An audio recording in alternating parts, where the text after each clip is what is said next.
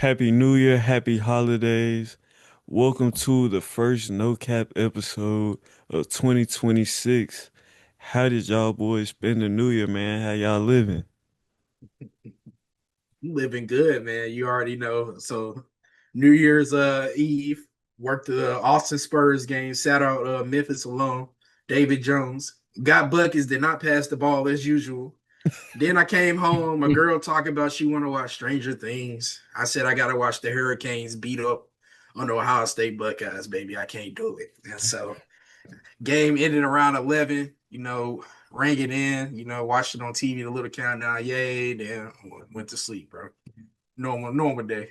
Did you ever get to the Stranger Things episode? Did you watch it? Oh yeah. We watched it the next morning, bro. As soon as we woke up. Okay. She made What'd you think breakfast. of it?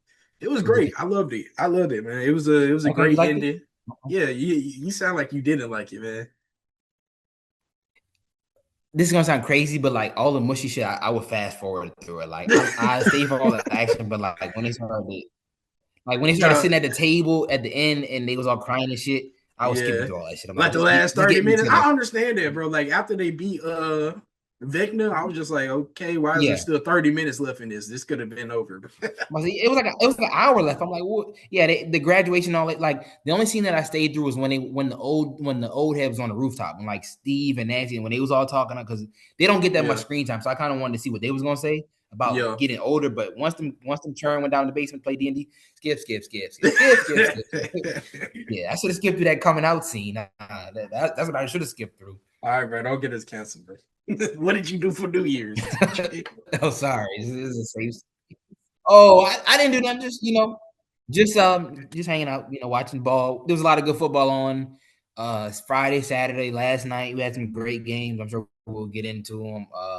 So you kind of talked about the new teams in the CFP. I think there'll be some new teams in the NFL might be crowning a new Super Bowl champ for the first time. So new year, Mm. new teams, new eras of football might be on something. You never know. Okay, new eras of football. And as we know, week 18 came to a close on Sunday night. And Black Monday didn't even wait till Monday to claim his first victim with Raheem Morris, of course, a black man, being fired on Sunday, the first firing of this NFL offseason. So with Raheem Morris being fired, TJ, I know you mentioned earlier, before the call that this was the first year and I don't know how long that the 10 years. Falcons swept the Saints. 10 years. Seeing a fellow division head coach going, how did that make you feel, man? Did y'all know Raheem Morris has coached in one capacity or another for the Falcons for 10 years? Did y'all know that? 10 years. So he has been. So, okay, I read it out to you. 2015, assistant head coach. 2016, assistant head coach. 2017, assistant head coach. 2018, assistant head coach. Wide receivers coach. Defensive backs coach. 2020, defensive coordinator. 2020, interim head coach. 20, and then 2024, he was rehired. So that's 8 or 9 different positions that he's held with it. So he's basically been a Falcon for however long. So they canned him through all these stops when they were awful. He managed to keep a job, but they had a better record than the Saints. They swept the Saints. They just beat the Saints. Um, I don't want to speak for their fan base because obviously they think differently, but a big part of that job is you got to beat the Saints. I know other teams have other divisions, and there are certain like in the AFC East, you got to beat Buffalo, right? There's teams you got to beat. You can't let Mm. division teams keep stomping you out. Like that means something to y'all, right? Like you'll be damned if you let the Jets get a win, bro. Like, come on now. It might not be to that difficult, that degree. Sorry, Josh, we love you, but you got to beat the Falcons. Have to be the Saints, and they successfully did that. I think they did it once last year. Now that's not the only merits of that job, but I just don't see a team who has not represented any serious type of football, no offense, in any capacity for the better part of the 2020s or in the last 15 years. Now, they have been good here and there, but that is not a team. When you talk about, serious organizations and building and the model of consistency, that is one of the last teams that you talk about. For them to be canning him after, did Arthur Smith get more than 2 years? No, I think Did Arthur he get Smith three or got four two too. years? Maybe. I'm Mhm. not sure. Yep. Positive. Let's see. Okay. I don't think he was any good as a head coach either, but like the proof is in the pudding. We can't keep firing head coaches then looking up to the sky like, damn, why can't we get past 8-9, 7-9, 7-10? Like that's a 7-10 ass team. Like again, no, I don't give a fuck about offending them. That's a 7-10 ass team. as a 7-9, 7-10 ass team. I was finna say, bro, you just said the Falcons were 7-10 as team. Going back to Arthur Smith, he coached the Falcons for 3 years. All 3 of those years, the Falcons went 7-10. Okay, so he got 3 years. Then they just won 8 games. So he won more games in his second season. The number was higher than Arthur Smith ever got. And really, the Falcons could have won more if they beat the Jets. They're in the playoffs. They win the Yeah. division. They beat the Jets there and they win the division. Mhm. That's crazy. So you're talking about a guy who basically has, dare I say, outdone his predecessor. Not a high bar, but still, results are results. He's won more games, was closer to the playoffs. This was a year that we saw Atlanta get primetime games with real expectation. I'm going to say that again. Atlanta was on TV playing Buffalo, and the fucking city was, I'm not the city, the country was around the TV holding hands like, oh my God, Atlanta's good again. The entire every celebrity that ever lived was at that game. They had the throwback uniforms on. Desi Banks and everybody that was ever born in the fucking city of Atlanta was in that stadium, and it was good. You know what I'm talking about? Great vibes. They beat the brakes off Buffalo, and everybody's like, "Damn, the Falcons are back." Saints fan, I'm like, that is awful, awful for football. That's terrible for all of us, but that's great for them. Shout out to them. You know, as a fellow NFC South fan, shit get crazy, shit get hard in the NFC South, man. That's the gutter.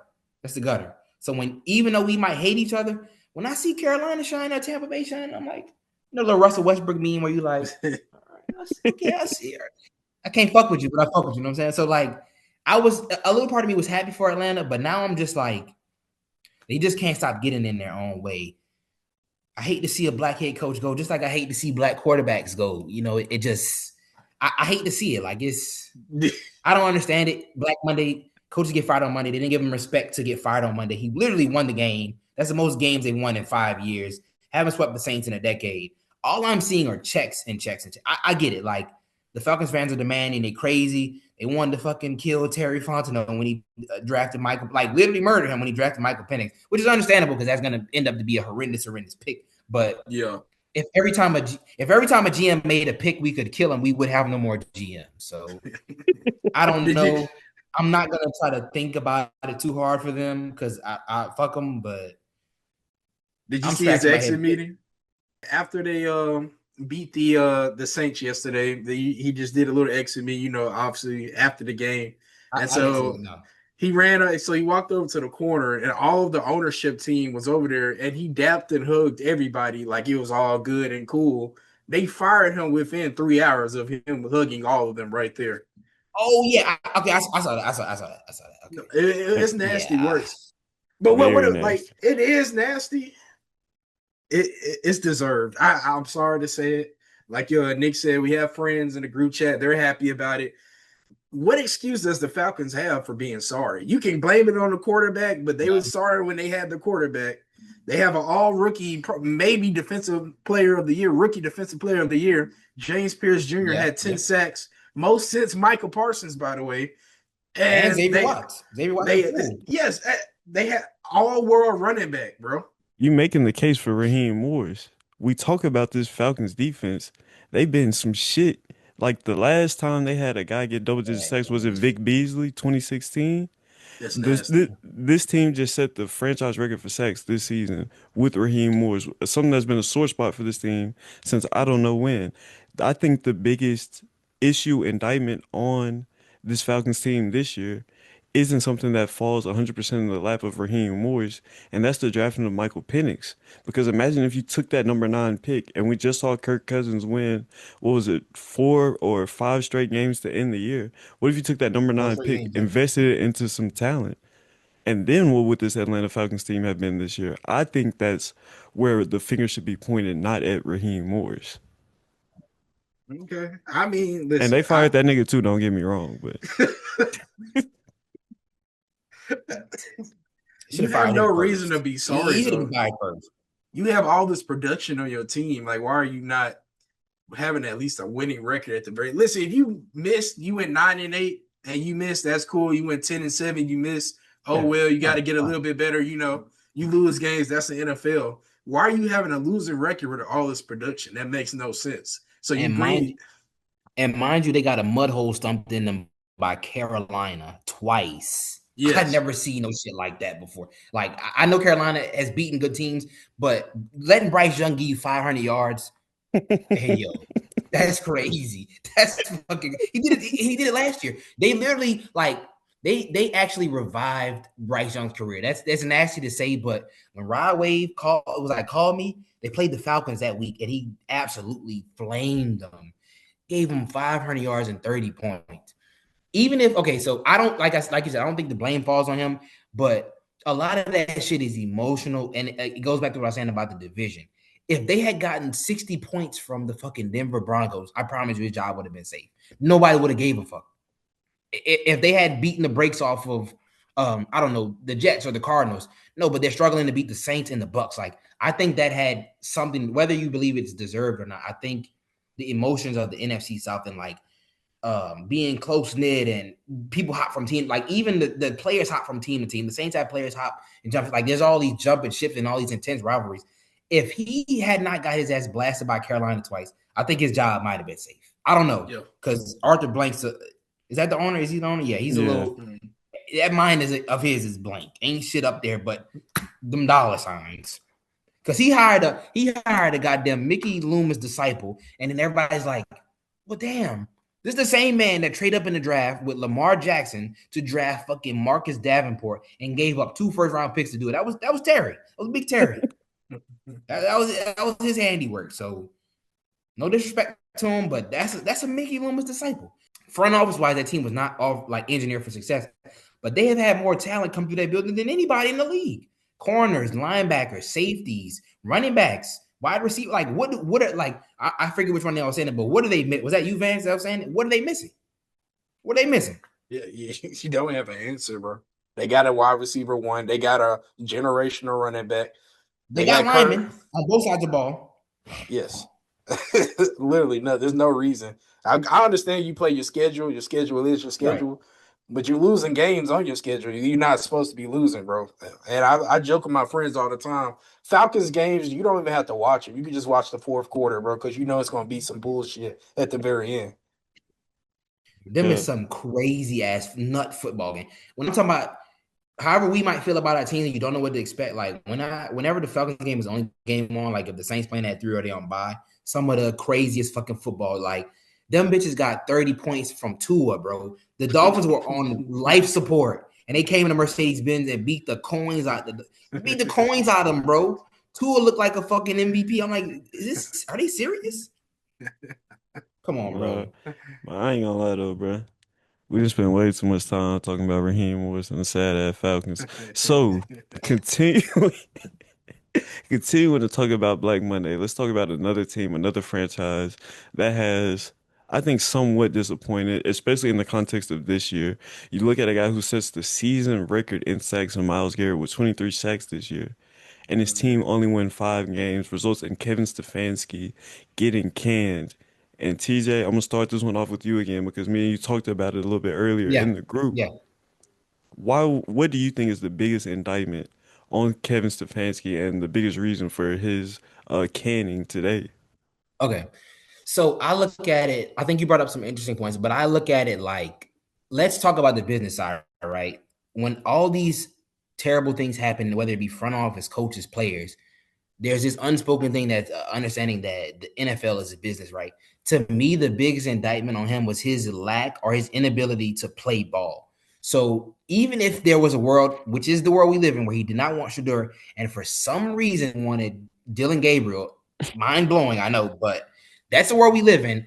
His inability to understand that the fans had grown to love him and the team had grown to love him. His inability to be like, for lack of better words, he didn't want to kiss ass, which I understand from a pride standpoint, but the NFL sometimes comes down to how bad do you want your job and how bad do you want someone else to have it. Thanks. I just felt like when it came down to Shadur's our guy now, some of the things he was saying, none of it seemed malicious, but it all seemed like indifference. Like, oh, well, when they ask about Shador, well, we do this with all our guys. When they ask about Dylan Gabriel, well, he just seemed out of it. He didn't seem invested. I don't think in a vacuum, no, I don't think he deserved to be fired by the Browns organization because they cannot afford to have a coach who has seen the level that he has seen and let him go.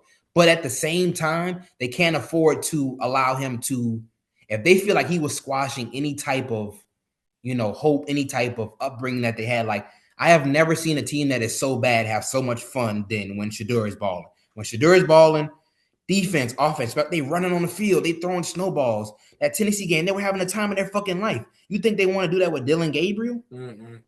Fuck no. So I don't think you look at it like he's an awful coach, like, because Zach Taylor and Aaron Glenn this moment have a job. Do we think either of them deserve to have their job? I ain't gonna lie. I thought Zach Taylor wasn't even gonna make it to week 18. And he's about to get another year. So I don't think they're more deserving of a job than Kevin Stefanski, but I feel like he dug himself a hole with slightly mediocre performance, which is understood. Like you said, chicken shit, chicken salad. The Browns have been terrible forever. Like, the degree of difficulty is notwithstanding for Kevin Stefanski. We understand that he had to basically take that team from the graveyard. He won Coach of the Year twice, 2 playoff seasons, 2 11-win seasons. Hats off to him. But I think his stagnation in, we have had no hope at the quarterback position. They love Shedeur. We're going to run with him for as long as we can. He just seemed indifferent, and I think he left them no choice but to say, they want you gone. The incident with the wristband and the incident with the 2-point conversion, he did himself no favors. I don't think any of it was malicious. I really don't. But you can't have the spectacle of, we need to fire the head coach for another year, if that makes sense. Because they've been trying to fire him since, week 9, week 10? You can't, a poverty organization cannot afford another season of, we need to fire the head coach, because then they'll just start to take a toll on the locker room, players, front office. I think he left them no choice. But in a vacuum, I don't think he was deserved to be fired by the Browns, at least. Yeah. No, I do think he deserved to be fired, but literally, you said coach is just depending on how much you want to be there. And he showed that he just did not like Shedeur no matter what he did. Shedeur could have went out there and threw 6 touchdowns his debut. One game he did. And he would not have cared. And so, like we said, Falcons, there's no reason why they were sorry. The Browns' offense outside of Judkins was abysmal, bro. It was actually pretty terrible. And so Shedeur at least gave them life to the point to where the players wanted to play for him. They wanted to win games, and they started stacking wins. He went 2-2 in the final 4 games. Yeah, something like that. So, and so for them to at least be competitive, I think they could have been a good enough team to where, let's just say, Shedeur played the entire season. You saw how the Texans started so slow at the beginning of the year. Offense couldn't do anything. Now they're clicking. They look like one of the Super Bowl favorites. And so for you not to embrace who you're giving, that was really disappointing. And it reminded me when we were kids how Jeff Fisher treated Vince Young, bro. And obviously he didn't want Vince Young like that. And so everybody knows Jeff Fisher's infamous, just like Mike Tomlin, for going 8-8, 8-8, 8-8.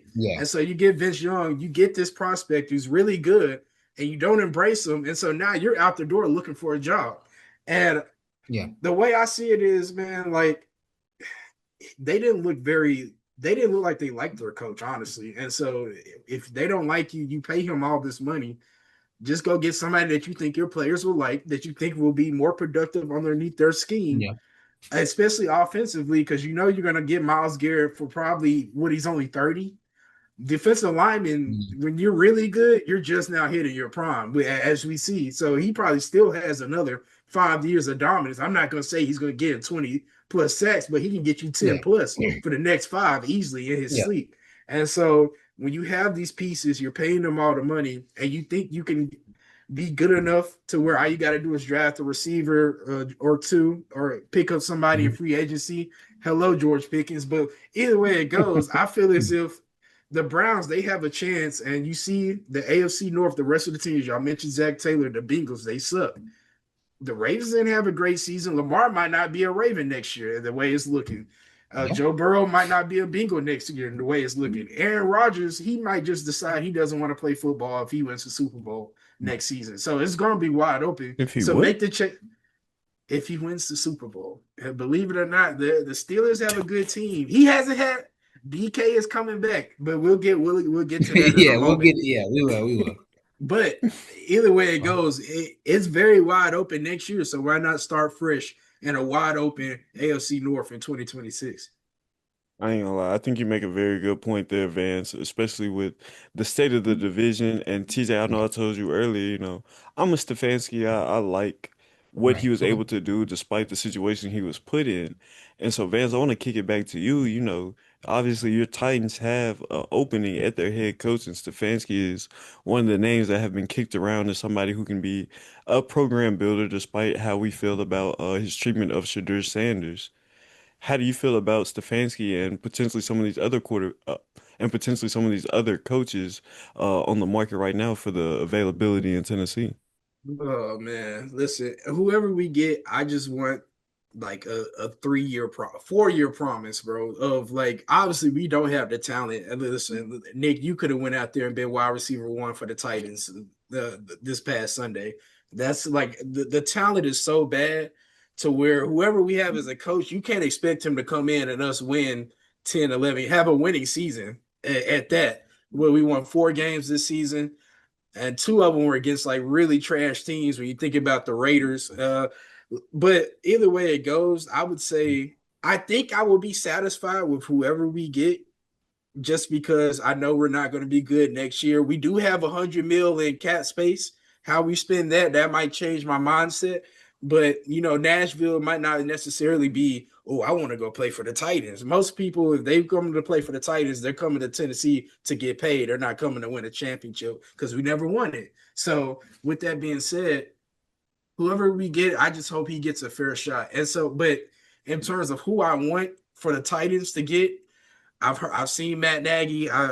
He has ties to Tennessee in terms of he's won a championship in Kansas City with the GM that's at Tennessee right now. But I'm thinking offensive minded guy. Cam Ward is going to get it done no matter what, but let it make it easier for him so he doesn't have to exert his body. We saw in week 18 he had an AC sprain, so now he's going to have to miss some time of and spend it on rehab instead of going out throwing footballs. We're going to see the clips of him and Shador this summer having fun, whoop de doo. But I'm gonna say Matt Nagy for right now, but Okay. another name that I do like, and I think if he would do really good damage with Cam Ward, I'm gonna say Mike McCarthy. I don't even know if he's on that list, but that's a guy that I do like. Okay. Okay. And so, I mean, I guess there are a few other coaches that got fired. I don't know if niggas want to talk about Pete Carroll. I don't really give a fuck, but I mean, Yeah, we can we I can hope hit he on gets him a real G. quick. Yeah, I hope he gets like a GM role. I don't think he should be coaching, but you know what they say about old folks when they stop working, they die, bro. I don't want to see that happen to Pete Carroll. So just go ahead and get a GM spot somewhere. He could be the GM at USC. Hey, that's what I was I gonna think say. he College he could. football, you.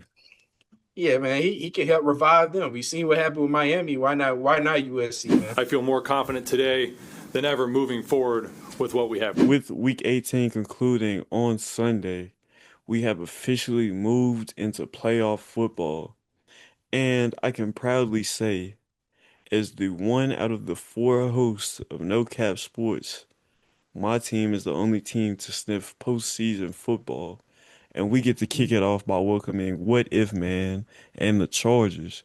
So y'all already know how I feel, but I can't remember you guys' picks off the top of my head, but y'all rocking Pats or Chargers in this Sunday night football game. Hold on.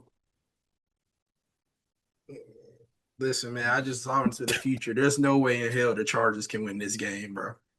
They could go up 30-0. I'm gonna pick them to lose 31-30, bro.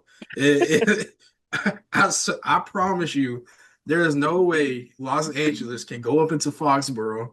It's gonna be cold as shit. I don't even know what it is. It's probably gonna be snowing. That's usually how it goes in Boston. But the way I honestly think they're gonna run the ball, pound the rock. Drake May is gonna dump it over the top of their head. The Stephon Diggs, Kayshon Boutte, Hunter Henry.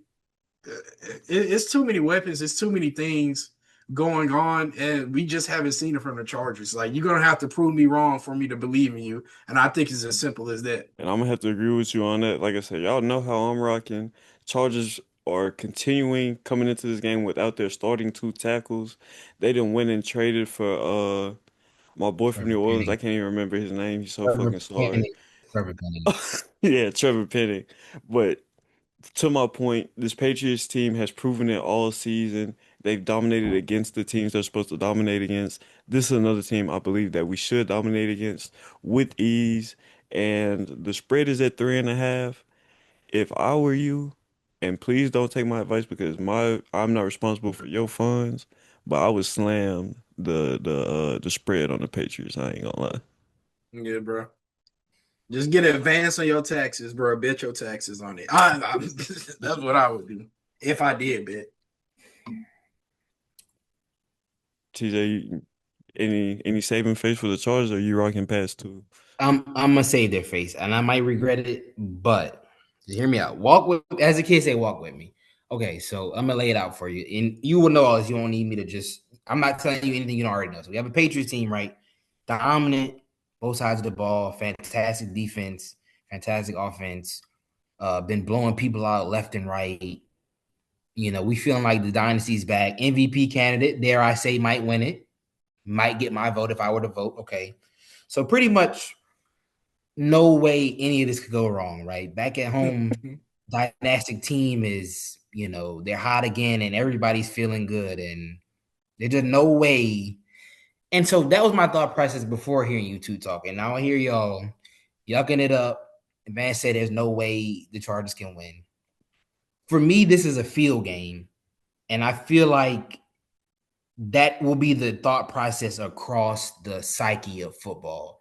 And I know the NFL works in weird ways. I don't feel like the Chargers can't keep going out like this. Like something's got to shake. Now, my football brain logically is telling me to pick the team that is healthier at home, that has played better, but they haven't won anything either. It's not a knock, and I know it's a young team.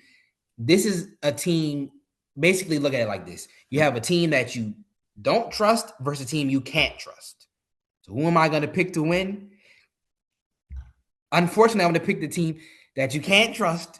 I don't know why. I feel like because they're perceived to have no shot, this is the exact type of game that the Chargers will win. Something nasty. They showed me in that Philly game, like, it just, they have something like, I get it, what if, man, and they're unserious at times, and they don't have any advantage football-wise, probably. They're beat the fuck up. I just smell some funny shit coming. I smell some funny shit coming. I wouldn't put any money on it. I'm not going to tell anybody to bet on it. I just feel like one of them games, we finally get off Justin Herbert's back, and there will be absolutely no shame. This is coming from someone who's not a fan. If Drake May goes out there and lays an egg, I promise you, I will not think less of him. Now, I know he will be pissed, you'll be pissed, whatever. And I'm not wishing this on the team. I'm just saying, like, from a general perspective. So there's almost no pressure on him. You got what if, man, he's being clowned. No way they can win this game. This is the exact type of game that Chargers can win. I think they're going to win this game. I could be wrong. This could get ugly fast. Maybe it will. But I'm going to take the Chargers. I think they finally get the monkey off their back. Now, after, who can fucking say? They might not even score the next game. They might go on a complete, they might lay a big-ass egg next game. But I think they're going to win this game. I tend to stray away from teams that have just been killing people all season because it's like it doesn't have to go wrong, but it probably will go wrong. And against a team that's unserious as fuck is the perfect time for it to go wrong. I'm not giving any football analysis. I know this is all like feeling hearsay, but just some funny shit going on. I'm gonna take the Chargers off like a fluke ass kickoff return, some nasty shit, and they gonna win the game. I mean, No disrespect to the Patriots. look, we lost to the Raiders. The Chargers swept the Raiders. So who knows? But all I know is that Drake May will Drake May, and Justin Herbert will what if. So moving on to our next game. What if they win? It's not Does that possible. work? Vrabel It's won't not let possible. that happen. Vrabel Okay, won't I'm let that gonna say happen, this. bro. Bro, I know this is a different scenario, but last year you told me that the Commanders wouldn't even force a Lions punt, and they beat the break. You said it wasn't possible. They beat the he skin did off the say that Lions. shit. So He Yeah. did say that shit. your not possibles do not have a great track record. That's what you know. What's crazy? That's what gave me the confidence. If I had went first and I would have, you know what? I'm gonna pick the Patriots. But when you said it's not possible, that made me think like, okay, yeah, they can win this game. I won't say not possible. Not likely is fair, but not possible. Did Drake May win a Super Bowl while I was asleep in a coma or something? I don't know. It's his first playoff game, and those It usually is don't his go first well. playoff But game, right? I think he can play well. But Yeah. so it's Justin Herbert's third I playoff think game. I know he I didn't win think it any of will them, be a but close game, man. experience is I just know when the clock hits zero, the Patriots will have more points than the Chargers. That's all I know. I don't know what else will happen in this Hey, game. That's all I know. it won't be the first time Justin Herbert then kickstarted a young quarterback's career in the terms of notoriety. Shit, he did the same shit with Trevor Lawrence when he came back on his ass. So anyway, talking about what the Patriots will do, let's talk about Drake May Jr. and Josh Allen as he goes down to Jacksonville for the That's first crazy. round of the playoffs. That's crazy. This is Drake the May. most intriguing matchup, bro. Because I don't know, the Jags have just been chugging along, but I don't feel like Yeah. I've taken them seriously enough. And with Josh Allen, who probably has the most playoff experience, not named Aaron Rodgers in this game, he might at this point he might have played Yeah. almost as many as Aaron Rodgers playoff games, but this one is a real toss up because you want to go with you thinking if Josh Allen's going to do it, it's going to be this year. But the Jags just keep winning, man. And so, like going into this, I picked Jacksonville, but like TJ, this is another field game. I just feel like Josh Allen's going to figure out a way Yeah. to Jacksonville. Is nice. It's going to be, it's going to be nice weather out there. You're going to be chilling. James Cook leading. He won the rushing record, rushing leader this year. What, 1,600 yards. Snuck up on me with that one. Didn't even know.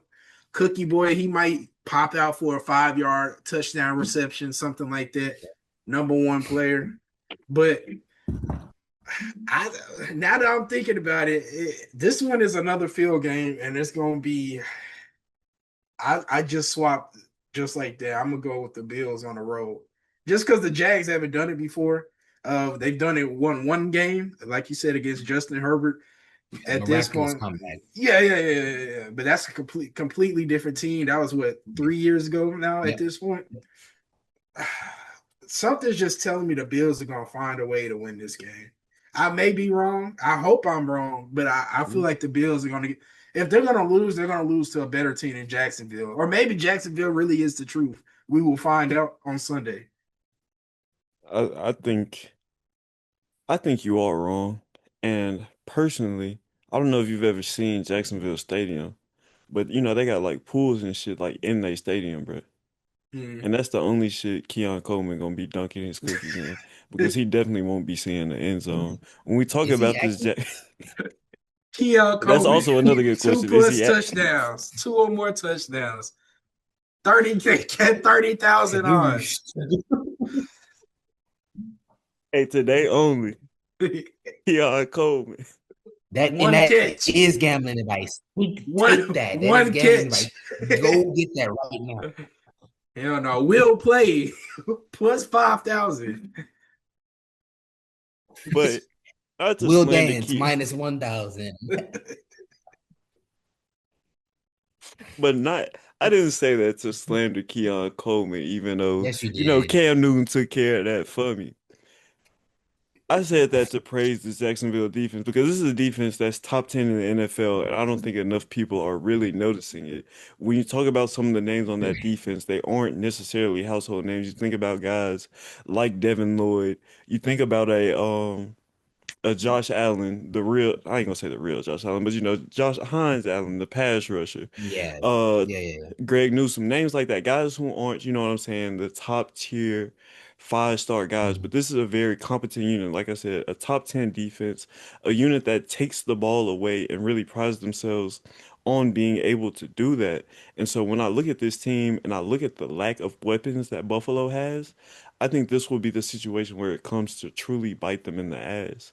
Because this, like I said, especially secondary wise with the weapons that Jacksonville has and their ability to play man coverage and keep their eyes on Josh Allen. We saw that some of the trouble that Devin Lloyd was able to create with that when they saw the Chiefs earlier this year, resulting in a pick six for him that really changed that game. So, like I said, this team was able to slay Mahomes. This defense is phenomenal, and ever since they acquired Jacoby Myers, Trevor Lawrence has been balling his ass off. So, I really like this Jacksonville team to host Buffalo and get this dub, clearing the way for New England and Drake May. Mm, Hmm. mm. Hmm. Buffalo's defense, their secondary is sorry enough to lose this game to Trevor Lawrence. I will say that they are sorry enough on defense to lose this game. Trey White starting that corner. Brian Thomas, that's good eats. Ah, you want me TJ, to where you go? rocking? Where you rocking, TJ? Uh, I was listening to you talk about like kind of singing their praises, and I think really a simple answer for like they have not been on TV enough for us to really see like what they have been able to do. Like you look at the box score, they're turning out 40 like it's nothing. Like Jacksonville is a phenomenal team. Like if you have not watched them in all seriousness, you have to go what they say, go do your homework on Strapsonville and Oh you God. know grill, VVST Trevor Lawrence. They've been acting an absolute fool. They can run the ball, they can throw it. Their coach has them playing. They love playing for each other. They get active in that stadium. They had big wins all year. So I think we have to be responsible and sing their praises. But at the same time, we have to remember that this is an organization a few weeks before the season, they were getting ready to be done with Trevor Lawrence and where we go from here. Like this was a team that I don't think any of us thought would be any good. So like I want to highlight that to kind of illustrate that they had this buy-in, but at the same time, somewhere in there is that Jacksonville where that had our heads scratching. I know this is a different team, but they're in there somewhere.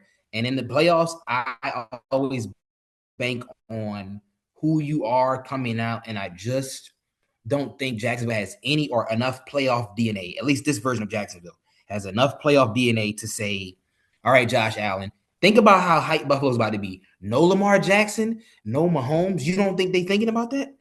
They're going to be so jacked up. Now, I need them to get healthy. Maybe having a little mini bye week will help them.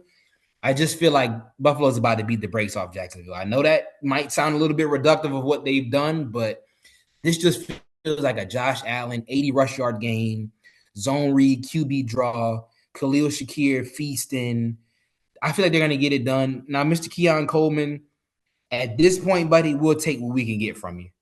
Now, you're supposed to be our number one, and you're playing like a bum. But God, that go be aside, Jacoby Myers in practice squad, please. yeah.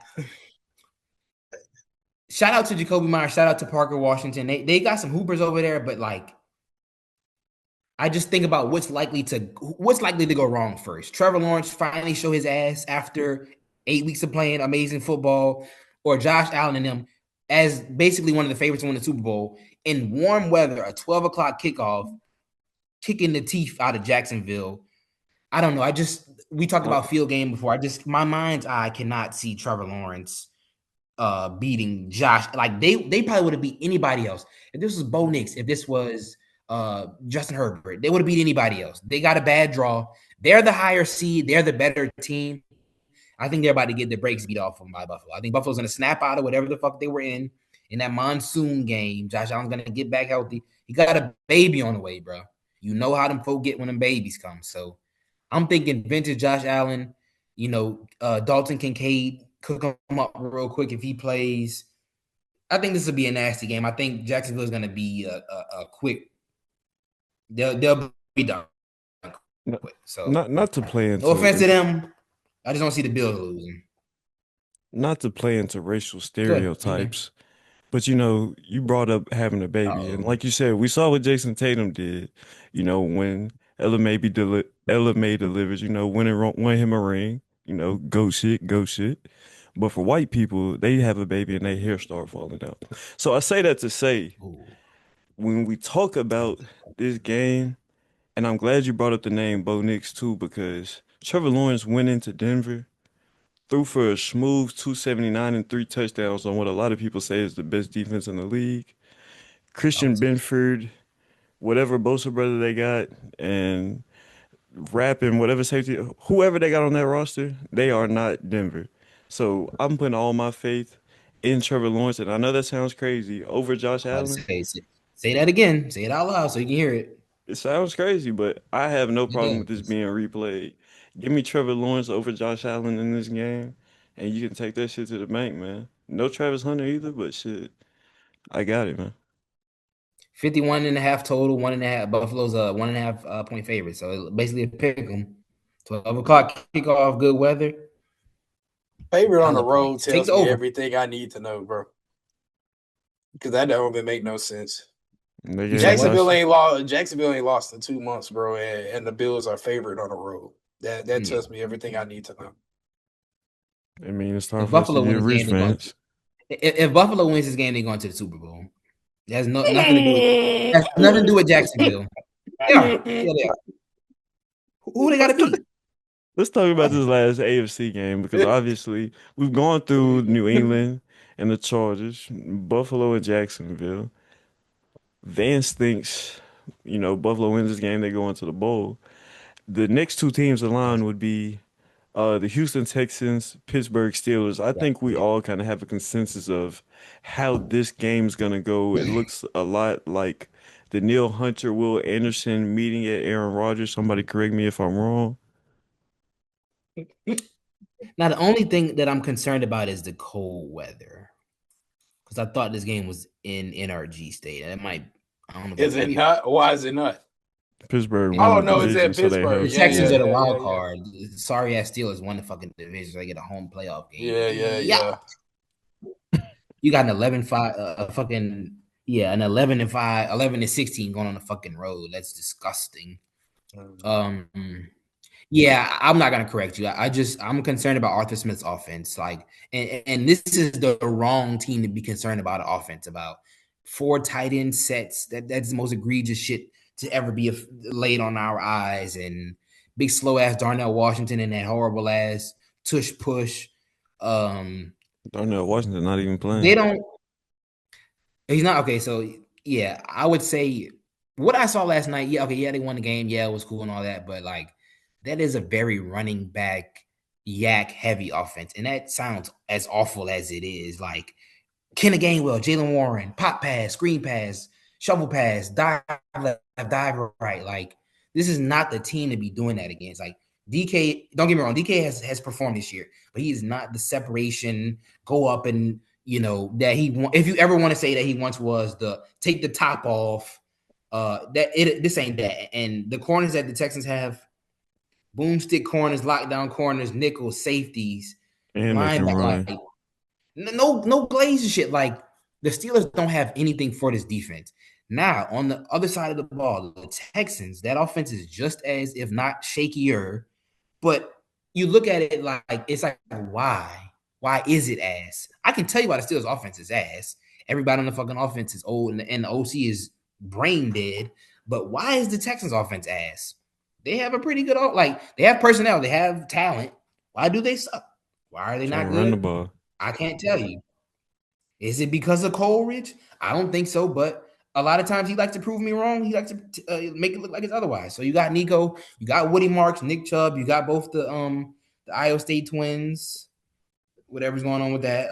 Christian Kirk, Schultz, got some tackles, they have a good offense. They just need to put it on paper. This would be nasty. This would be like 17-13. This would be some shit like turn this off. Why we make, in my opinion, this would be like, why was this game last? I know Nick said he feels like it'll be some crazy shit. Please, I want to be wrong, because if this game is as nasty as I hope it is, now that I realize that it's outside in the cold, prepare yourself for more missed field goals. A bunch of them. Buku missed kicks. Just looking over the Texans' schedule, they played a lot of close games and they won a lot of close games. 8 out of their last 10 games were one-score games, and they've won all of them except for one. So 7 out of 8 one-score games this season. With the one being an 18-15 loss to the Broncos back in early November when the offense was clicking at the release. And Davis Mills was in. CeeDee Stroud got knocked out in the game, so it was a Yeah, no, backup quarterback, and he that's still won. correct. And so they're winning all these close games. But when you think about close games, and it's the Pittsburgh Steelers, like Oh shit. that's their identity, bro.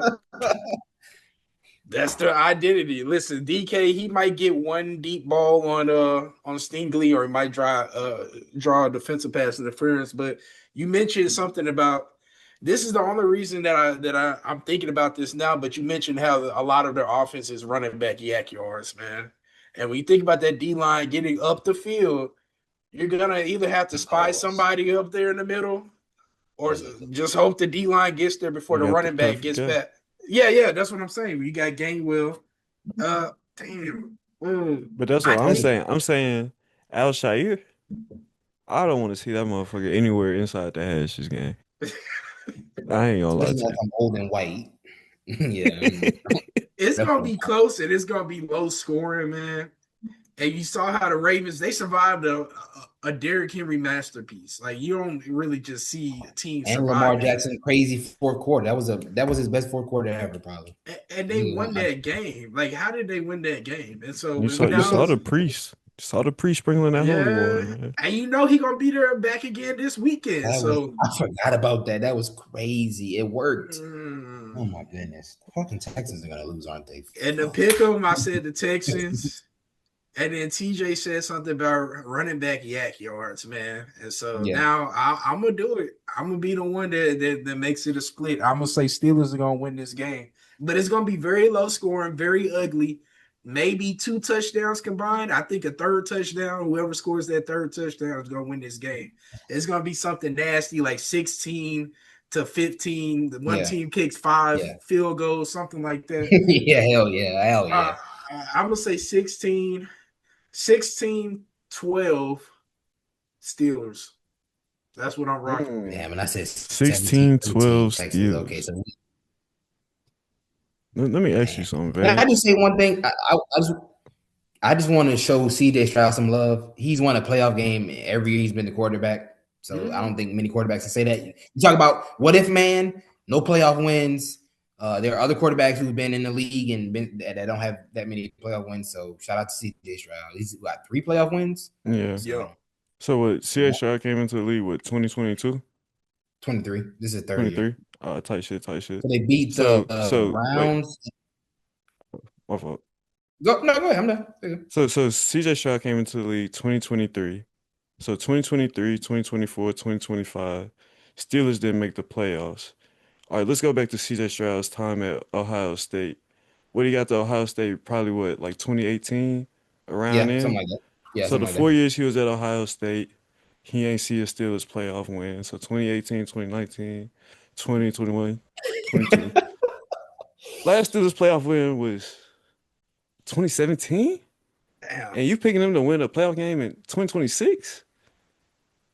Yeah. Mike Tomlin still wearing the same visor too? Yeah, hell no. Give me the Texans, man. Give me the Texans, And man. I think Mike Tomlin is transphobic. He said some transphobic shit, so we don't support his ass. Somebody, if his aunt had female parts, it'd be his uncle. Yeah, buddy. We don't do that here at No Cap. Yeah, we won't do that bullshit, buddy. Hey, and that's another reason why Mike Tomlin losing too. That bullshit This kissing is the camera he did. He did that that's shit some like he just that's won some a Super MAGA Bowl, shit. nigga. Yeah, No, I that Brother, nigga think might want you to just smack the won camera. another chance to lose another. You just won a chance to lose again in the first round. Whoop de fucking do, Mike Tomlin. nah, bro. It's the Glorilla kiss, bro. He was hanging out with Glorilla in the off season. So they went in. Now you see Brandon Ingram with his boo Glorilla. Raptors are winning, man. So listen, hey, I'm gonna drink the Kool-Aid, bro. Steelers win the game. Okay, We gotta and shout so you out, Nick. When we did the NBA show, you said the Raptors were gonna be good. So shout out to you for that one. That was a snipe. Oh, that appreciate was a that, snipe. man. I gotta give you a Appreciate it. prop. That was a snipe. So But we got one more AFC team to talk about, and I have a take about this team, but I want to see how y'all feel about them. And that's the 1 seed Broncos, who obviously have earned the chance to not play this weekend. How do we feel about the Broncos' chances with this current AFC outlook? So They're who would they they're really play? solid. Whoever's the lowest remaining team left. Okay, so that'd be the Texans. It just depends on if you think the Chargers Yeah, will win, it would be the Chargers. nah. Okay, well, don't I okay, don't don't, have half wait, of don't that hold me shit. to that. Don't hold me to that yet. Let's just say, oh no, shit, it'd be Buffalo. Buffalo's 6. Oh, they're fucked. Yeah, they're going home. They're going home. That's a one and done. Yep, I agree, bro. That's a Ah, so if they're so okay. So let's just say Buffalo I, wins. Just humor us, Nick. Let's say Buffalo wins. They get Denver first. Yeah, they're going to the Super Bowl. They're going to beat Bo Nix, and then they're going to beat um, Justin Herbert, and they're gonna yeah, sorry, I think I I'm gonna cut. misspoke. I'm gonna cut I you off there. misspoke. I I'm gonna meant cut Drake you May. off. Sorry, I misspoke. Sorry. No matter what, and this is the take I have about the Broncos, bro. No matter who they play in the first round, they going home, bro. You can go on Yeah, sign, seal, and agreed. deliver it. Whether Agreed. it's whether it's Buffalo, whether it's Houston, whether it's Pittsburgh, whether it's goddamn Jacksonville, I don't see them advancing past that first round. I don't have faith in Bo Nix, and if you have faith in Bo Nix, you need to stop watching those 2023 Oregon games or whatever the hell you've been watching, man. If you think Denver's gonna win, this might get clipped, whatever. You must know something that we don't. We don't know everything, and here at No Cap, we don't profess to know everything. But the same way that they were glazing in the comments when we were saying that Jacksonville was going to beat them, they were like, "Oh, you remember the guy comment? He was like, I just don't understand why you think that Jacksonville is going to go into Denver and beat Bo Nix. How could you ever think that? Like, I'm sorry, did somebody? What did Bo Nix win? Did they win a fucking playoff game? They scored in the first play of the game, and we forgot that they lost by Ain't 30 do fucking points. shit. They scored in the first because they scored on the first play of the game. Ooh, whoop-de-doo. Like, come on. You be saying whoop-de-doo. Like, that's come on now. That's the most obvious first round exit that there ever was. Like, I know a first, like, basically, if one seed loses every playoffs and some type of miraculous, this is not going to be miraculous. Buffalo's going to beat Jacksonville, and they're going to beat the shit out of Denver, and then they're going to beat Justin Herbert, and then they're going to go to the Super Bowl. Oh, like how you keep saying that shit. You Say got what? multi. What I say? I didn't hear what happened. I said they're gonna go to. I didn't say. I just said they want to go to the Super Bowl. That's it. They got to go through Foxborough to get there. And like I said, Josh Allen got to take his shoes off. My fault. Drake May Jr. got to take his shoes off before he come in the house. I think he's gonna be Josh Allen Senior, buddy, when that baby comes. January 4th, 2026. You're at home playing the Ravens. It's the fourth quarter. Down by 4. 2-minute drill. What Mike song's going on in your head? Now, moving on to the NFC side of things, kicking things off with the 2-7 matchup, a matchup we'll be seeing for the third time this season. Caleb Williams and the Bears versus Jordan Love and the Packers. With the Bears winning the division, they'll be hosting this game. Packers haven't won a game since losing Michael Parsons. How we feeling going into this first NFC playoff game, man? Is that true? Yeah, Packers have not won since Micah got hurt. Man. Make you think, huh? It's Chicago. Yeah. You see Martin Listen, Luther say? Listen, man. Yeah, he stopped a little earlier than I would have liked to. I can't wait, man. It's gonna be a beautiful moment. Caleb Williams gonna extend.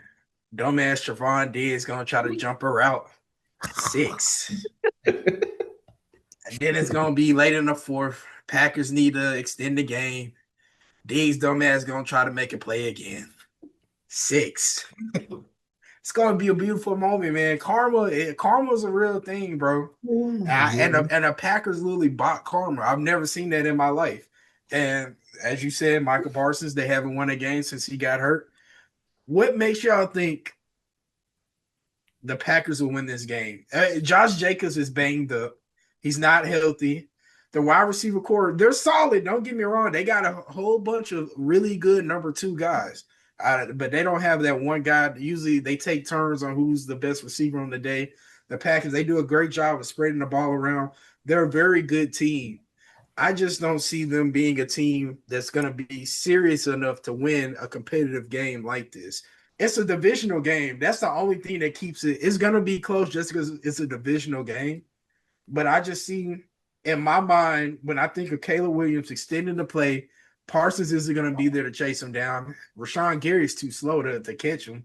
And I think there are going to be plays made. I think we're going to get a generational performance from Caleb Williams. I really do. I don't know why, but the plays he's been making, of course he's not getting to Matt Stafford, to Drake May, to Josh Allen Love, but he's been almost just as good as those guys. Listen, he almost hit 4K yards as a quarterback for the Chicago Bears. Never been done. And for him, I think this is going to be his I'm here game. You guys are going to have to deal with me for the next 10 years. This is going to be the game for Caleb Williams. TJ, you look kind of skeptical, gang. It was one thing that he said that really like made my ears perk up when he said that he doesn't think Green Bay is going to be serious enough. And that's why I think, can you think of a more unserious team than the Chicago? Like, just not this year. I mean, like I saw the goose egg they dropped yesterday. I agree it's going to be close, bro. I'm just saying, in the grand scheme of the Bears football that we have watched in our lifetime, can you think of a more unserious franchise team? Like, y'all can literally answer this question. Can we think of a more unserious team? Y'all can literally chime in and answer it. Okay, is it a lot of them? That's what I was going to say. They are definitely down there with the unserious of the unserious, but they're not the unserious of the unserious, if that makes sense. So you would give that to the Jets. Jets and Raiders. Okay. Jets, Raiders, Bears. Maybe Browns somewhere in there, but you know what I'm saying. That's bottom of the barrel. So I do want to say address what you said about Caleb Williams. I have seen it with my own two eyes. Not that I'm like the end all be all, but I've seen it. Like, he has made some plays this year that have made my, like, when I watch these plays, I thought to myself, there is no one in this sport that can do this. Like, some of the sideline throws, he's made some phenomenal plays. He has done some things, like I said, when I see it, I'm like, there's no one else in this sport that can do this. As high as I've been on Jaden Daniels, Drake May, I got a young up-and-coming quarterback. As much as I glaze Tyler Shuck, when I've seen him in that Green Bay game, I was like, no one else can do this. But then in the same breath, in the same game, he'll do some shit and I'll be like, no one else would do that. What the fuck was that? And that's the issue that I'm having. Like also, that's the issue that I'm having. He did it at the end of the first Green Bay game. DJ Moore in his face, basically about to kiss him like, buddy, I'm open. And he throws up some bullshit and they lose the game. Yeah. I've just seen it too many times, and I don't even want to sit up here and act like I trust Jordan Love because he wants to do the same thing. The mask exactly be talking to him. Say, bro. That fucking ball be talking to him. But at least they won a playoff game. They won a playoff game. Like, I know the Packers want it more. And I feel like the come from behind shit it's gonna eventually, if it's not this game, it's the next game. I don't want to hold that against them because when Washington did it, I used it to that. So I don't want to move the goalposts and be like, oh, come from behind wins are fluky. But at the same time, that's not how you want to live with an inexperienced team. Now the Chiefs, they did that because that's how they made their money. They had one of the best quarterbacks, the second GOAT, whatever, not better than Tom Goldie, but whatever. That's how they made their money. This is a team that hasn't won anything. So making your bones off coming from behind, that's cool and all. Like, that makes for great TV. But this is the playoffs. This is a team that's been there. This is a team that has – the Packers have played a bunch of hard-nosed ass football games. They played the 49ers, the Eagles, and the Cowboys, and another team I'm missing in the past few years. The Bears haven't sniffed the playoffs in, 7 years? 8 years since they played the Saints? Yeah. Well, they made a playoff game, Jimmy Graham's last year against the Saints, and the fucking Javon Wims boxing match game. The Drew Brees, whatever. Okay. I just think we always say it's hard to beat a team twice. They split the series. They've been playing each other. They're tired of playing each other. I feel like the Bears are going to unserious before the Packers unserious. Now, I'm not 100% certain. Wouldn't put any money on it. I think Caleb Williams has really reached that high. Like, I'm happy for him, good for him, but he's still got a little bit of that 9 in him, that fuck it in him, and I feel like that's gonna pop out at the wrong time. And not to discredit them, like I don't want to discredit them or Jacksonville, the team that have earned these positions, but they all have these things in them. And you can set your watch to it. Maybe it's a contrarian in me. They're just gonna do some bear shit. Double doink. We might get a triple doink. We might get a young way cool.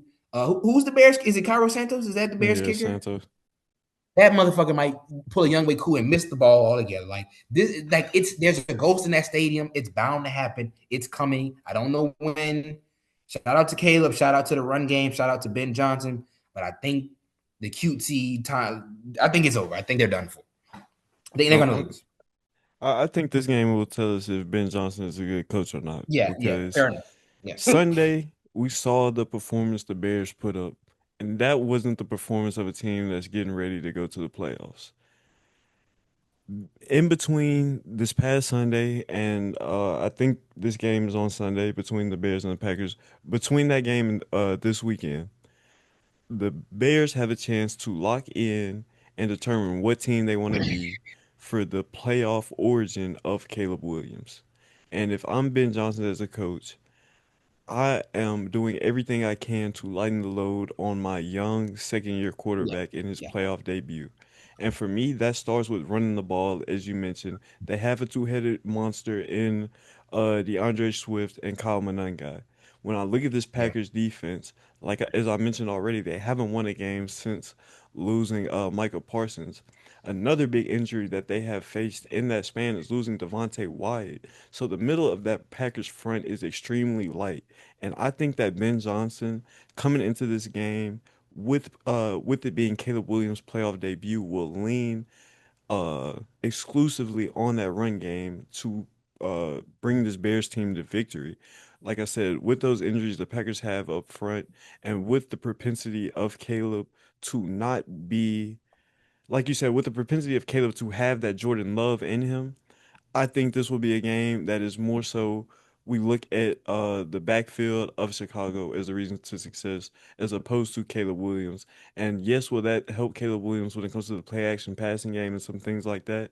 Yes, but I think the foundational run game will be the reason why the Bears are successful in this game. Cook, nigga. I like that. Appreciate that, gang. I love Appreciate it. that, man. Talking about the run game, moving on to this next NFC game is a guy who we saw dominate the league on the ground last year in Saquon Barkley and this Eagles team hosting the 49ers. Now, obviously, we've had some gripes and complaints with this Eagles offense throughout the year, and some people may have some gripes and complaints with how the Eagles played Week 18 in reference to sitting their starters when they could have earned the two seed. But anyway, here we are with them hosting the 49ers, a matchup of two dynamic running backs looking at Saquon, Jalen Hurts, and Christian McCaffrey. So for y'all, how does this game play out? I'm gonna let TJ go first because y'all know I hate the Eagles. I actually didn't know that. This is might as well be 9/11 because I don't think anyone likes either of these fucking teams. Talk about two fan bases that have never done themselves any favors in terms of likability. Think San Francisco really screwed the pooch with that number one seed, possibly getting a championship and a Super Bowl in your building, and you lay down and I don't know what the hell that was. So you have a team that was actually pretty prolific on offense most of the year. Like Brock Purdy just had 10 touchdowns in 2 weeks Yeah. against the Colts and help me out. What was the other team? It was the Bears, the Colts and the Bears. So he had 10 touchdowns in 2 weeks, right? So that's the Brock Purdy that just we sit back and as much as we want to criticize, we couldn't tell him shit. That's the version of Brock Purdy that we can't say shit about him. 10 touchdowns, hitting his spots, comfortable, can run a little bit too, got his swagger up. Like that's the guy that they gave the $50 million to. But Saturday, we saw the guy that was the last pick in the draft. We saw the guy that's happy feet and can't hold on to the ball and got a little bit more gun than sling. You know, he's all right. Well, I'm gonna fit it in this window, and they have a lot of injuries and they're starting to pile up. And I will give them kudos. I didn't think they were even gonna make it. Like I thought their season was over. You lose Purdy, you lose whatever Bosa that is, and you lose Warner.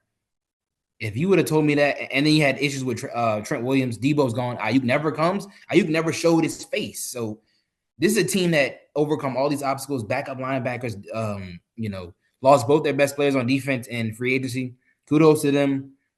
I have no reason to believe the Eagles will have corrected anything because they literally have not shown us. We have bitched, we have yelled, we have screamed at the top, and it almost never got fixed. It got fixed maybe one game against Minnesota, and they shut us up for like a few games, and it was never the same. It was never good again.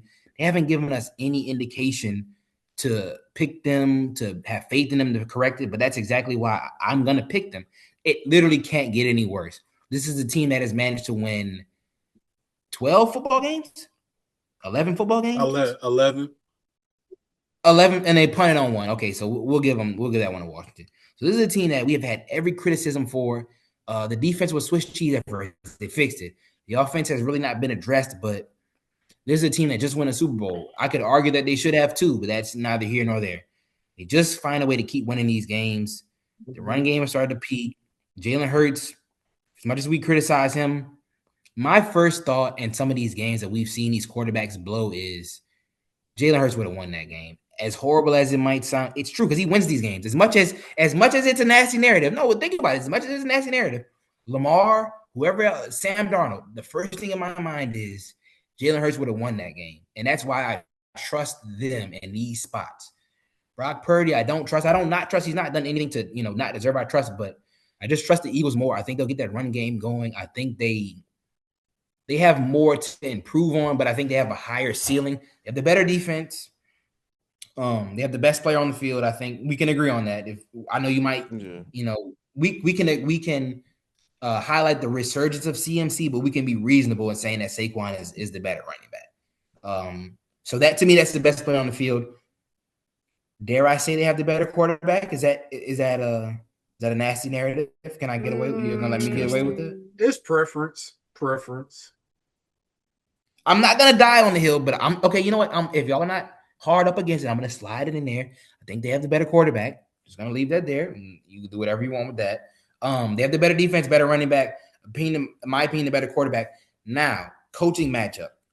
Nick knows this. I have not been a Shanahan fan, but that man right there has found a way with the nastiest rosters on both sides of the ball to keep winning. He has schemed up. He won a football game with Kendrick Bourne, Demarcus Robinson, and Jake Tonjes, and dominated the football game. So with Mac Jones dishing it out. So they're in there somewhere. I just don't think they're going to travel across the country in the cold because they were just bitching and moaning about getting on the plane. Well, trust me, nothing is further from fucking California than Philadelphia. I don't have a map in front of me, but I'm pretty sure California's over here. Philly's way up here in the corner. So if you talk about wanting to fly, that's the last place you want to fly to. Cold, physical, beat up defense, possibly no Fred Warner. I feel like the Eagles are gonna the same way that I feel about Buffalo. I trust them in these moments, right? I trust them. I feel like their playoff DNA is going to come out, and I feel like they're going to run roughshod in terms of the run game. This is a physical turnaround, handoff, chin strap, buckle it up type of game.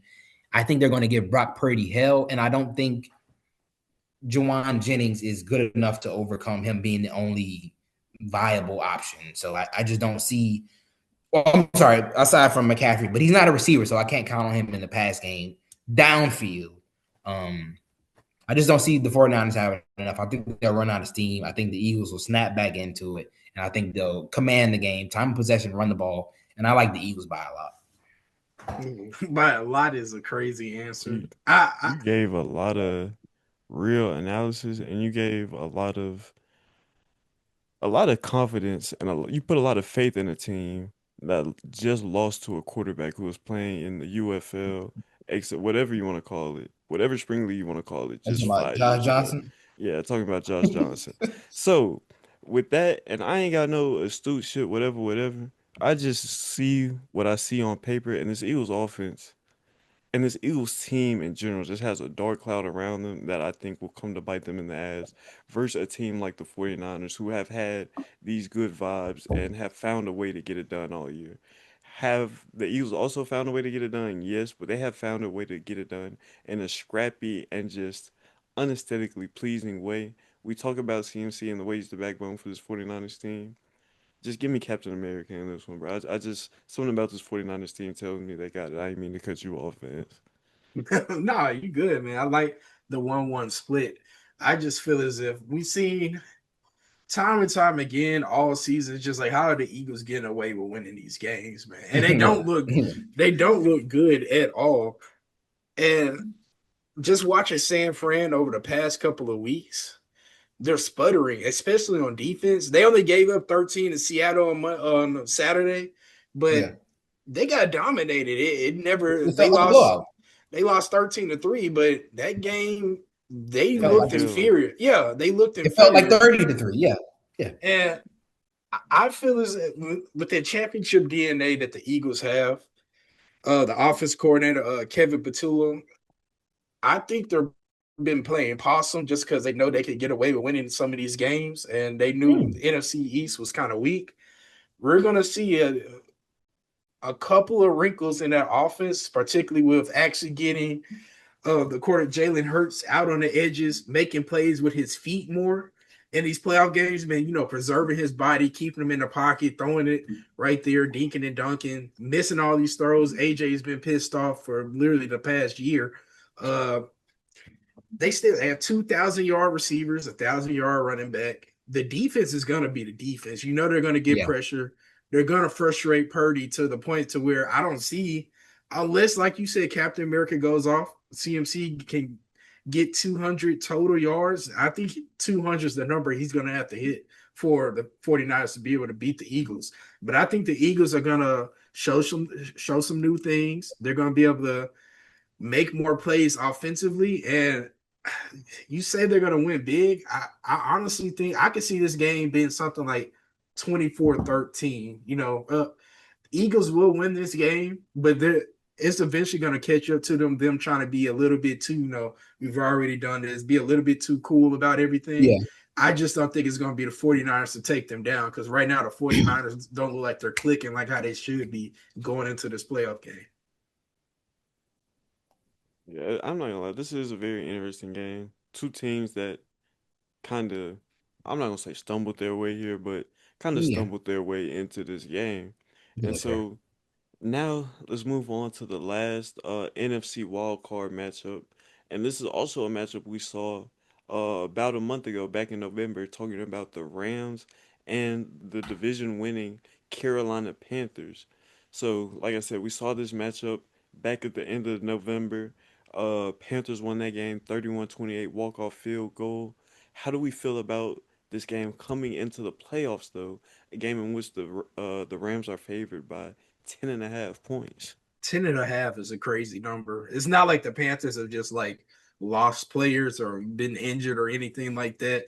It's the exact They're pretty same team. healthy. Yeah. It's the exact same teams about to take on each other. That's a crazy number. So you would think that Vegas knows something that we don't. Somebody's going to be a late scratch, something along those lines. But 10.5 is a big number when I think this game, honestly, most people are probably going to pick the Rams like with the 10.5 spread. That lets you know that people are still taking the money on the Rams to cover that.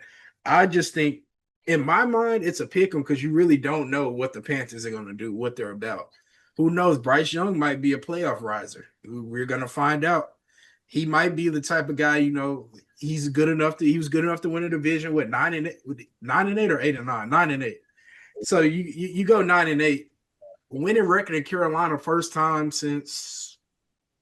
I think they were 8-9 because they Yeah, lost to the they were Bucks. 8-9. It was Okay, three-way so tie. okay, that's right. But either way it goes, man, for them to even like be in this position, and they've beaten good teams. It's not like they went 8-9. Just of course they beat beat the Saints, beat the Falcons, whatever. That's They didn't beat cool. us. We swept them. Either way it goes, man. I understand that. Let me give you your respect, TJ. I apologize. Okay, they beat the Cowboys, they beat the Packers, they beat the Rams. They beat good teams. They beat good teams. they've beaten good teams to get these wins, and so if you just played, why are you 10 points favorite over another team? And so I do think the Rams will win this game just because of you have Devontae Adams coming back. You still have Puka Nacua, probably the most dominant receiver in the playoffs coming into Yeah, this yeah, game. You he might be expect, the best receiver in football. yeah. And Yeah. so Period. At this I like the Panthers still a lot, but you never know. Just with you don't know what the Panthers are gonna do, and so it could be the playoffs come around, they're ready to rise up to the occasion. I'm gonna take the Rams just because on paper I'm thinking they're the better team, but when you line it up on the field, you never know. That Rams Panthers game in November was an ugly game. It was a rainy game. Matt Stafford had two point. very uncharacteristic turnovers in that game, and I want to say one of them was in the red zone. But looking at this game, well, or looking at the Panthers over the course of the season, they've kind of had this pattern where they win a game, lose a game, win a game, lose a game. Well, the Panthers have lost two games in a row. So would it be crazy to say, with the pattern the Panthers have been going on this season that they beat the Rams for the second time this season? Yeah, I think it would be crazy as hell. Y'all shaking your head no. But I say that because Matt Stafford has been playing MVP football this season, and this Rams offense is one of the, I think, best units in the league, point blank, period. So for me, I think it's that simple. This is a guy in Matt Stafford who has won a Super Bowl. We talk about playoff, how much playoff experience matters. A guy who is in the upper echelon when we talk about all-time great quarterbacks, and a guy who's getting his first playoff start against honestly one of the more ferocious front sevens. When you think about a guy like Jared Verse, Byron Young, Kobe Turner, Braden Fisk, all of those guys I think will make it difficult on Bryce Young. So for that reason, I gotta rock with Matt Stafford and the Rams, man. I have no football intelligence reason why I think if we break it down, Carolina doesn't have the better unit of anything. Is that fair to say? I don't think they don't have the better unit of anything, right?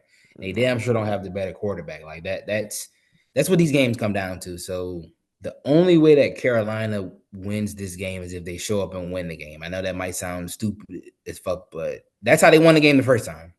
Bryce Young did not play better than Matthew Stafford. They didn't do anything better. They just showed up and won the game. He had uncharacteristic turnovers. They capitalized. They were at home. They defended the home field, which they have to do again. They just showed up and won the game. I don't know if that makes sense, but they lined down and they won the game. That's the only way they're going to win this game. They have to make him uncomfortable, get a turnover off him, run the ball. If the Bryce Young that we've seen versus Atlanta shows up, you never know because they beat good teams. But I think they've been opportunistic. In the Green Bay game, Jordan Love showed his ass. In the Rams game, Matthew Stafford showed his ass. In the Cowboys game, Dak Prescott showed his ass a little bit. So like they have been very almost like a vulture would be, we're not supposed to be here, but we see a team that's bullshitting and we're not gonna let, Yeah. you know, we're not gonna beat ourselves. If you want to beat yourself, we're gonna beat you. We're gonna capitalize, very opportunistic. So I think there's a lot of that to be had. I think I'm gonna take the Rams, but this strikes me as a game that'll be close at first, like up into halftime. Like the Panthers are up like 10-7, and we're like, all right, that's enough. And then the 49ers, I'm sorry, the Rams just come out and just, all right, enough's enough. So I think they'll cover those points. I don't think they'll be easy. The Panthers won't lay down. We just don't know what Bryce Young and we give that grace to young players. Literally, you don't know. We just don't know No, you what they're don't. You gonna do, don't. bro. Like And this is a we don't team know. So full of we young give that guys grace to too, young man. players. We talk about gambling advice. This is the last team. Like, if you want to lose money, you fuck around and play with the Carolina Panthers, bro. They will lose to teams they have no business to, and they will beat the brakes off the best team you have to offer. Like, if we sent Carolina on the tournament and they had to play the 10 best teams in the league, they probably win 6 out of those games for no reason. And if we had them play the bottom 10 teams, they probably win 2 of them for no reason. They probably beat the 2 worst. Like, they probably beat the 2 worst teams and then beat 6 of the best teams. So I don't know. You have a team that you don't know about and you have a team that you know about. I'd be crazy to pick the Panthers. As much as I'm the fucking shock value guy and the contrarian, it just goes against everything in my football mind. The only way they win this game is if they just show up and win the game. I don't know how that'll be. I don't know how that's gonna look, but I wouldn't put my life on it. I hope you wouldn't either. I'm going to take the Rams. I think they'll win by a lot. Just not at first. I think they'll dick around a little bit, and I think they'll get it together by halftime. maybe like something like 28-7. It'll be 10. It'll be like 7-7 halftime, and they'll pull away 28-7. I think something like that. Yeah, but I will say, like you said, no gambling advice. But if you are gambling on the Panthers, make sure you in Rod Wave's circle, because if you are around Rod Wave at any time and you hear him on the phone having a conversation with Bryce Young, take that money line, man. And let us know before you do. But moving Let us on know. to the number one seed in the NFC, the Seattle Seahawks. Last year, we saw Sam Darnold get embarrassed over what was the last 2 weeks of his season, talking about Week 18, a blowout loss to the Lions while he was with the Vikings, followed by a blowout loss to the Rams in the wild card. This year, Sam Darnold gets a first round bye, gets to wait at home and see his matchup. How do y'all feel about Sam Darnold coming into the playoffs this year? And with that, how do y'all feel about Seattle's chances to potentially make a deep, even Super Bowl run this year? I think he's got the monkey off his back with the whole big game thing. I think that was we've all played football, maybe not at that level, but we know like this the things that people say it matters. Like for us to think that he doesn't hear that and it doesn't, ring true in his mind, like that's on his mind. Like it's headlines, it's in the news. Like he knows that we think he can't win the big games, and a lot of times most of the time he doesn't. It wasn't made up, it wasn't unwarranted criticism, but for us to think that he doesn't have that on his mind, we got to know that now. So they won that. Well, in part, they won that Rams game in spite of him, but he got his act together. The fact that in both those games he had 7 turnovers in those two games, and they were still in a position to win both those games. I think it's a testament to his improvement. I would not be surprised if they're the real deal. I already picked. I think that the Bears will be the team to flop out of the top three. So I'm gonna leave that alone for now. I'm gonna quit while I'm ahead. I think Seattle's the real deal. The defense, I dare I say, is very LOB-ish. Defensive minded coach, young guy who is confident in his young guns. Once Sam Darnold has shook that monkey off his back, I don't see any issues. They can run the ball, two-headed monster. They can throw it. Kubiak has done a phenomenal job. This is a team that you don't want to overanalyze, right? You don't want to overthink it. Like they've shown you time and time again, even in spite of the quarterback, who has really been the only issue that they've had. Like if we said Seattle's going to lose this game, and you had to blindfold and look at the box score, right? Oh, what happened? We're going to say Sam Darnold fucked it up. Is that fair? Yeah. If they lost the game and we couldn't look at the box score, what happened? Oh, Sam Darnold fucked it up. We Okay. ain't gonna say the Well, defense. for the most part, he has erased a lot of those doubts. So until I'm proven otherwise, they've beaten the Rams. They went band for band with the good version of the Buccaneers. Like they are playing good teams. They're not, merching off these shitty teams. It's a great division. They were in one of the most competitive divisions in the entire NFL. So shout out to them. Complete football, well-coached football team, healthy. I think they'll get. Let's just humor me. Let's say Green Bay wins. I think they can win that game. Won't be too cold in Seattle. We shouldn't be worried about any rain. I like them a lot. I think they'll get to the conference championship game, and I think it'll probably be like them in Philly. So I like them. I like them a lot. The way I see it is, it's almost deja vu. Just going into last year, let's just say Justin Jefferson, 103 catches, 1,500 yards, 10 tutties. Jackson Smith and Jigba, 119 catches, 1,800 yards, 10 tutties. Everything's going right. The defense looks amazing. Can he get the monkey off his back? Depending on who he plays in this divisional round game next week, I think he can. If Green Bay, I think that's a yes. If you play Chicago, I don't know, man. That's a really good defense against a really good defense. And That if you Chicago need, defense isn't good. I ain't gonna let you do that. They just get turnovers. It's a difference. that's pretty good. Listen, fantasy. You know what's stats are crazy good. about what you're saying, bro? The Seahawks and the Vikings had the exact same record going into that game to clinch. That's so crazy. They had the same record to go to clinch the number Deja one seed. vu. But he actually did it this time. So yeah, you're right. You're right. got a really good running back this time. He has two. Last year you had two really good running backs. This year you have two really good running backs. Kenneth Walker gets him down the field. You have Charbonnet. He Yeah. punches it in. Ooh, I think it's deja vu, but something in my mind watching them dominate the 49ers. I've never seen the 49ers get dominated like Yeah.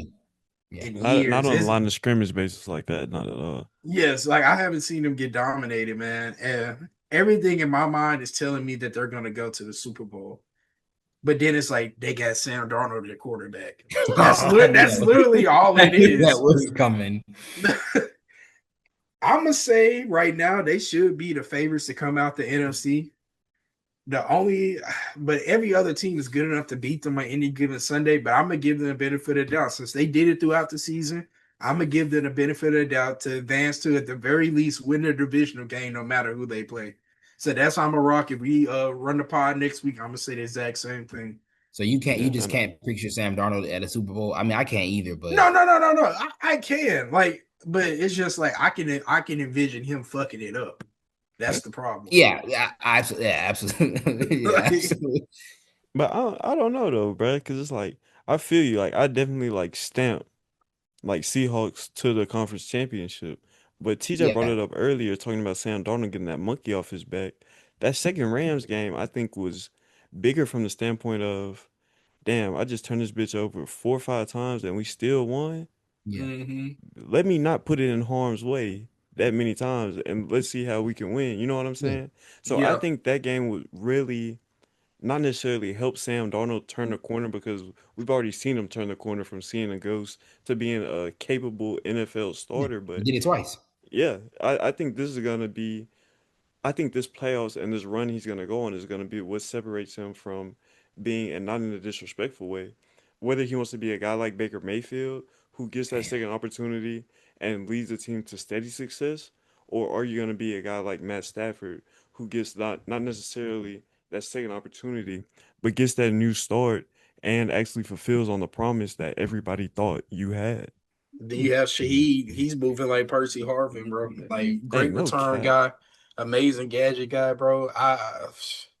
They look like the best team in football right now. Can Sam Darnold just do what he needs to do? He can just be average, and I think they can win these games. He doesn't even have to And be that's exactly what I spectacular, was bro. finna say. To TJ's point earlier, all he got to do is be Jalen Hurts. Mm-hmm. That's all he got to do. I know it sounds crazy, but like when I watch some of these games and these quarterbacks falter, and like, I just think like as much as we shit on Jalen Hurts, he would have won that game.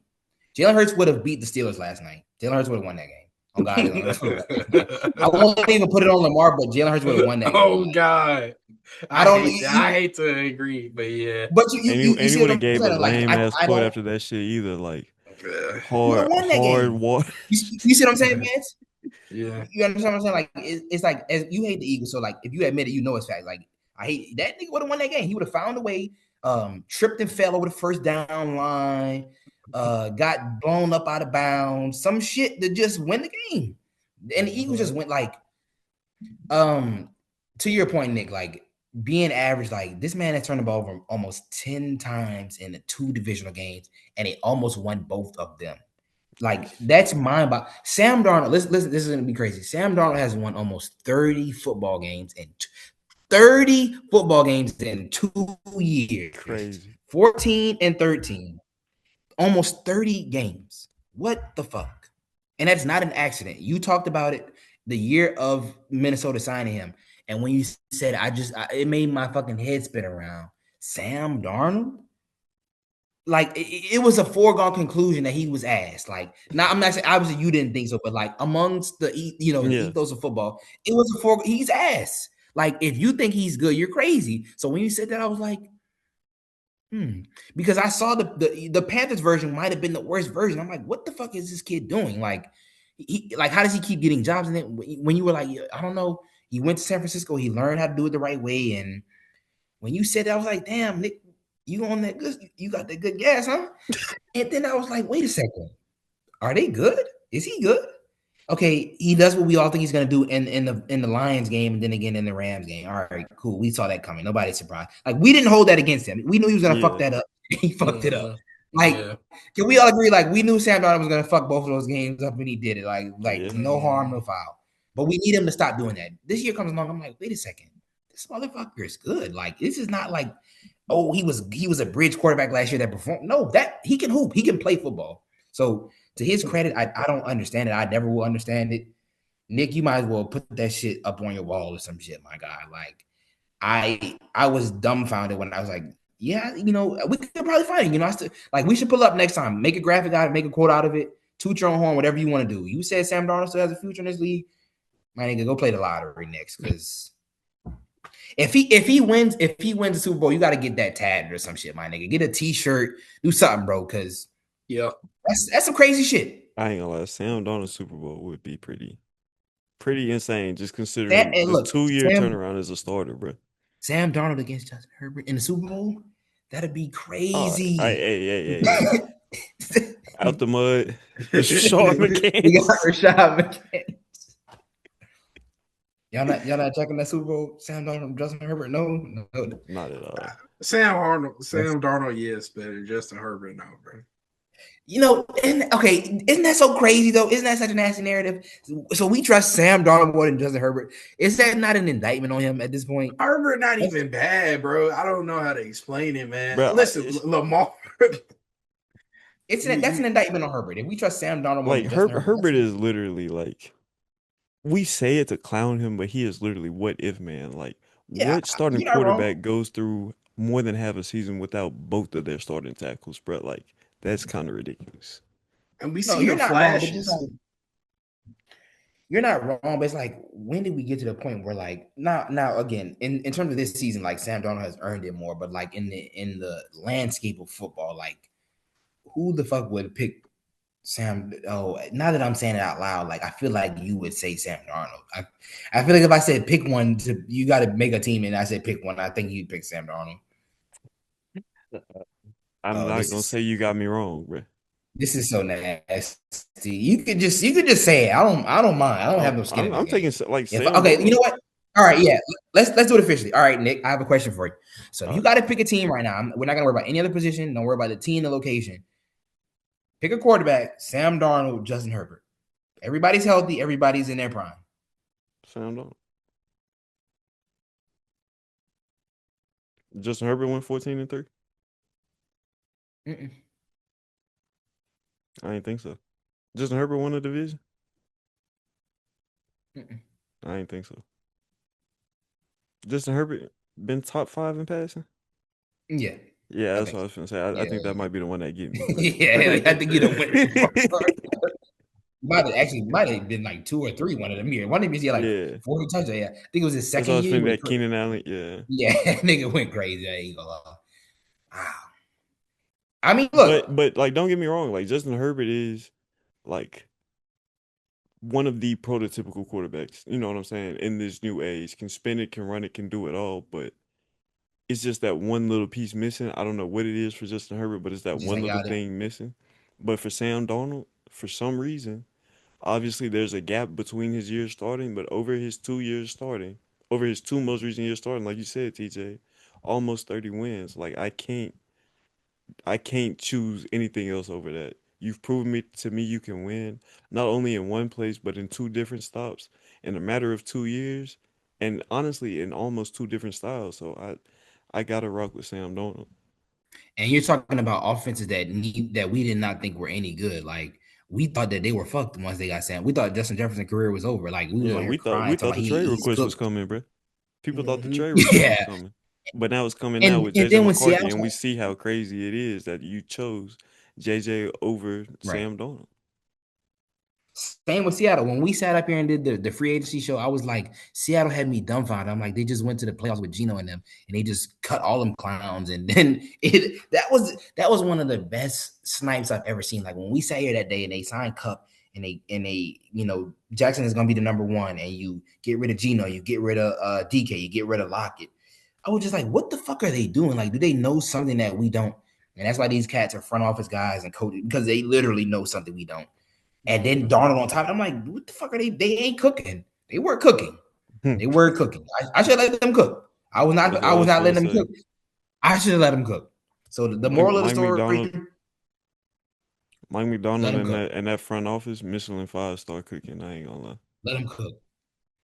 They look when they pulled all the ingredients out the car out the freezer. I'm like, what the fuck is this about to be? And I came back in a few months. I came back in a few minutes in the kitchen. And they had some gumbo on the stove. Well, they had some bad gumbo. So I give it to him. Did we see John Schneider pit sweat in the booth? Did we all see that? I ain't see that. Yeah, look. So he was in the booth, high fiving everybody with massive pit stains, and that nigga came down to the field with a jacket on afterwards. When he came down to he was in the booth and he was oh yeah, high fiving everybody, scaring all the hoes away. And then when he came down to the field after the game, he had on a quarter zip like a button. Somebody must have told him that. So Nigga musty. scaring all the hoes away. He can make a football team, so we'll let that slide. You can be musty if you know how to make front office decisions. No, Unless you Terry Fontenot.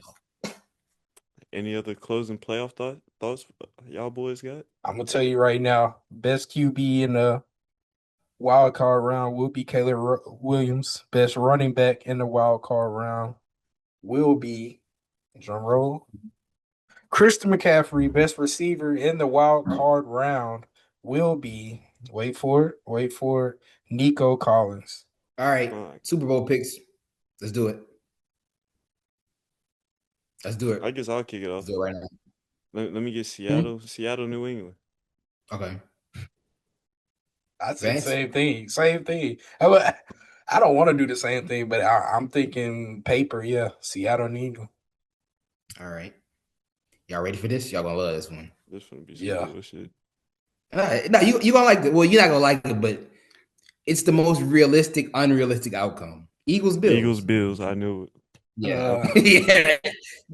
You know me too well. It's the most realistic outcome. Like those are two of the best teams in the playoffs that we're not giving any respect to. Like Eagles, that's not crazy. Eagles Bills. Yeah. It's the most realistic Super Bowl.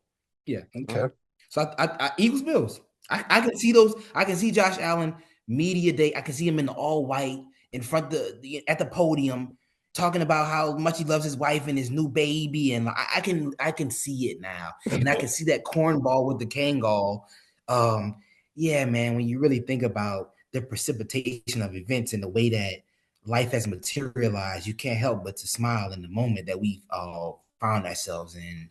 You just got to go out and win, and in the manner that we do that will dictate the manner in which we succeed. You know what I'm saying? It's a blessing to be here. I can see it now. I can see it now. So we might have to get the cornball with the Kangol trademark. That shit got me.